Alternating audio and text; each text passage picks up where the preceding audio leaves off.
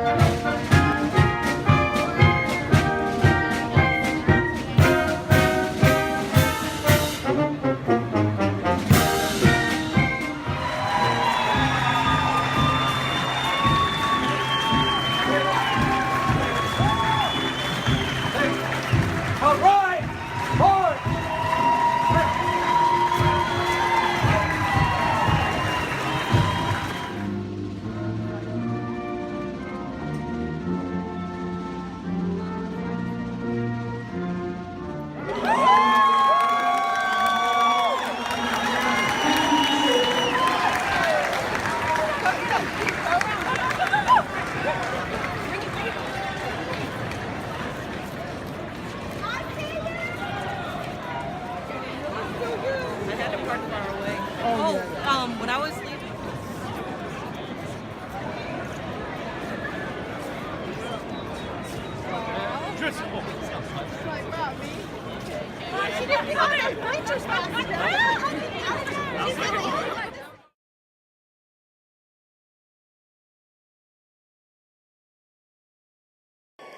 And the last receiving the Bachelor of Science, Casey D.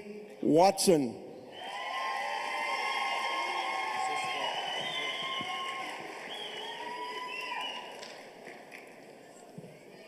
Casey, I need to make a quick announcement. If you'll just stand here for just a moment. We've ordered a special diploma for you and got some special help having it delivered. Ladies and gentlemen, welcome Casey Watson's brother, Staff Sergeant Michael Burkett from Camp Pendleton, California.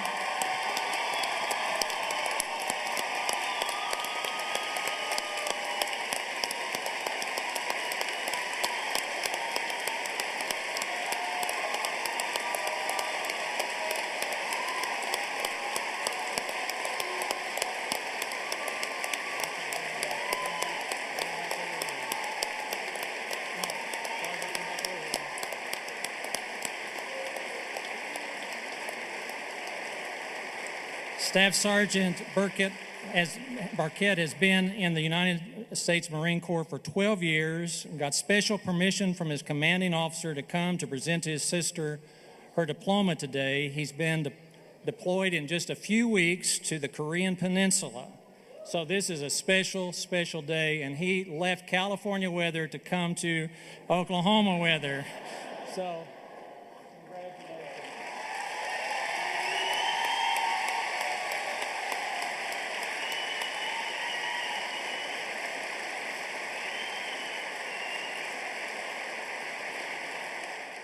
Finally tonight, the comeback. The Marine who nearly didn't make it back from the battlefield, and the woman who changed his life by challenging him. For Marine Sergeant Mike Nicholson, summer is one of the toughest times of the year. Summertime's generally a little rougher because that was the time we were deployed over in Afghanistan, and we lost a guy, and a lot of guys got hit. Including Mike. I got hit by a 40-pound IED in Afghanistan. I took both legs and my left arm. His new body and the life that came with it brought a lot of anger and depression. Mike says he started drinking. The days haven't always been, the easiest ones. But then Katie came into his life. A friend set them up. They eventually married and started a family. And she had a challenge for him. What if he tried exercising again? I'll give it a shot. You find out that you're going to be a lot happier in life. That was the start of his comeback. And this weekend he gave his all in the military's Wounded Warrior Games, celebrating those hurt defending America. Mike has won gold and silver medals for track and competes in wheelchair basketball. And maybe most amazing of all, swimming. I love swimming, and I found out once I got in the water, I still could swim pretty well. Also at the games, Mike celebrated his Alive Day, the day he was wounded. Now it's filled with competition and reflection. Feelings you are having on a tough day, getting out of here and getting a little sweat going and some physical exertion, I think it's the best medicine. So tonight we salute Marine Sergeant Mike Nicholson's comeback and we thank him for his service. We thank you for watching. I'm Tom Yamas in New York. David Muir right back here tomorrow. Have a great evening.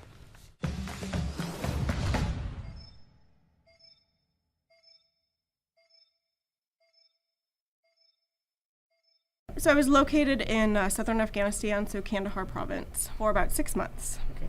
When did you touch down here in the U.S. soil? I got back onto the U.S. soil about a week ago, and I got back up into Madison about 30 hours ago. And you're a local Wisconsinite? I am. I'm from central Wisconsin, Wausau, and I went to school in Stevens Point, in vet school, and my master's in Madison. And then I've moved back to Madison for kind of the past 3 years. Okay. And you have a 13-year-old daughter. When was the last time that you saw her?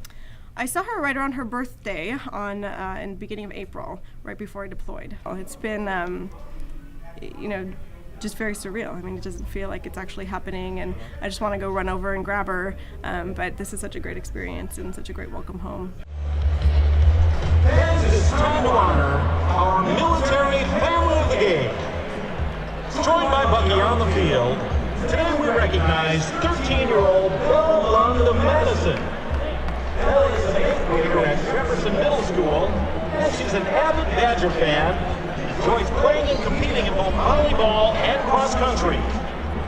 We also salute Bella's mother, Captain Jane Renee Lund, better known as JR. A graduate of the University of Wisconsin School of Veterinary Medicine, JR functions as a veterinarian in U.S. Army Reserve. Since April, she has been serving our country in Afghanistan, providing agricultural education to Afghans and providing care to military working dogs. Once her tour is complete, JR plans to return home in October to be reunited with Bella and the rest of her family. Bella, sometimes plans change. Ladies and gentlemen, at this time, please direct your attention to the showing zone. Bella, turn around and welcome home your mother, Captain Jane Renee Lund.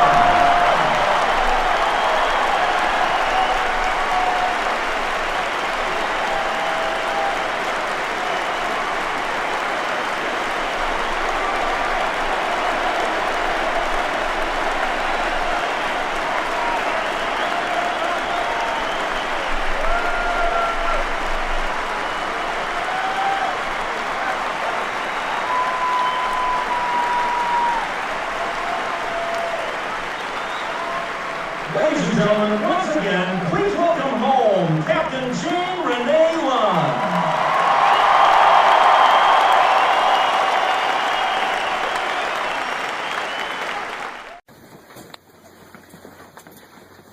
We're not having meatloaf for dinner. Why? What the are you doing here?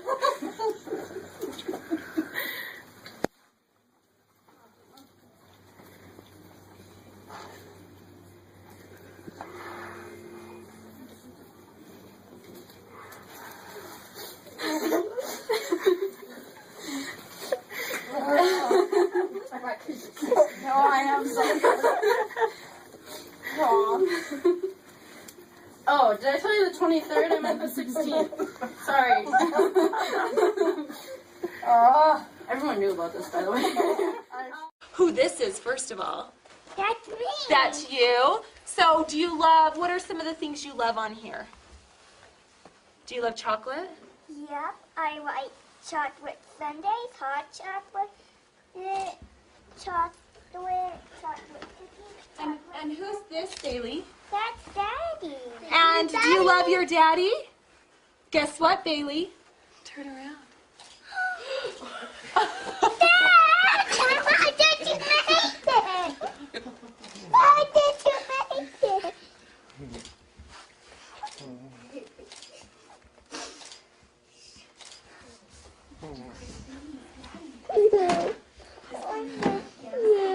I missed you too much, Tim.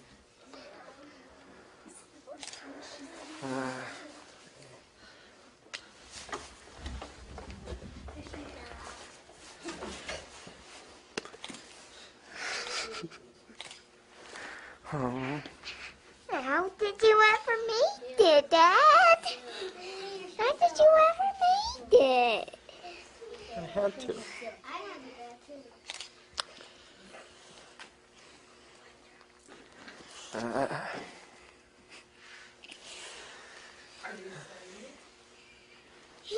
Yeah? I'm Good? happy. Happy birthday. Aw, that's my only birthday present I wanted. That's you. Hmm. I'm gonna come home. Bailey, will you introduce us to your special person? Who is this? Daddy. Oh, you guys, let's give her dad a round of applause. And Bailey, is this your birthday present today? Yeah, that's the only present I wanted. That's the only present you wanted? When I turned on. So? Yeah. Them got ton there. Yep. The little birthday patch they have. Hmm.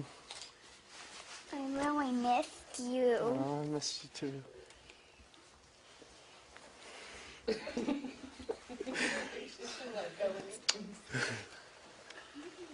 I love you, Daddy. Love you too, Munchkin.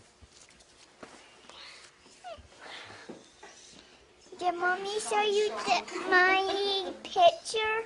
Your picture? Which one? That picture I got at school?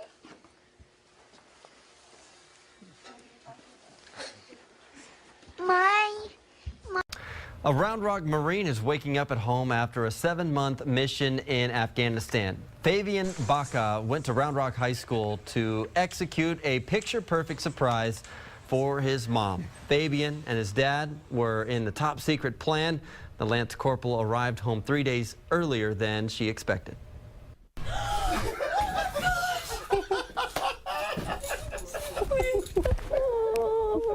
So happy to see him this time. This is real now. He's here. I'm back.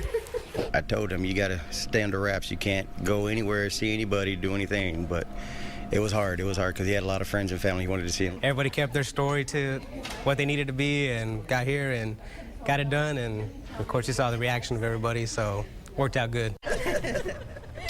Fabian came back just in time to see the birth of his second son, and we thank him for his service. Some of our men and women in uniform need your help to stay connected at home. And your help is needed in the form of children's books. They'd be sent to the USS George H.W. Bush, which is sailing the seas in the Middle East. It's all part of a pretty cool reading program for the military. And new at 5:30, 10 on your side's Kara Dixon with more on what's needed. Kara? Yeah, Laura, Stephanie, it's actually a really simple idea. Military members go into a room, record themselves reading a book out of a selection, and then send it home. But when you have thousands on board at a time, sometimes it can be hard to keep up with the demand. Deployments are tough on the whole family. And I am a first-time mom, so, being a deployed sailor is a very difficult time. But one program is working to make sure those defending our freedom can still be there for their children. The program really helps me, stay connected and just have a piece of home with me. What we do is we work with the military, so when service members are separated from the special children in their lives, they're given the opportunity to be video recorded reading storybooks to them. Samantha Hagen-Lingad works for the United through Reading program here on the East Coast. The organization started 28 years ago and has locations set up throughout the world. She says bigger ships like the USS George H.W. Bush, which has thousands on board, are always in need of books. You're going to have a very wide range of book selections that you need. So we do our very best to keep them supplied. 1 month we've had as many as 400 people record for their children. Kind of record setting for us. Those on board the Bush, which is currently deployed, say being able to do something so simple as hitting record, reading, and sending it home makes a huge difference. Essentially, my wife will play it right before bedtime so that I can still keep that tradition up, reading them their bedtime story. Hagen-Lingad says by helping out, it makes it less stressful for those deployed. We want them to be able to walk into a site and not have to worry about anything but picking the book that they want and reading to that special child. Which in turn helps make memories for those waiting for family to come home. Thank you so much for all you guys do back home. United Through Reading also works with spouse groups in the area to donate books to the ship. If you'd like to learn more, you can visit wavy.com. I'm Kara Dixon, 10 on your side.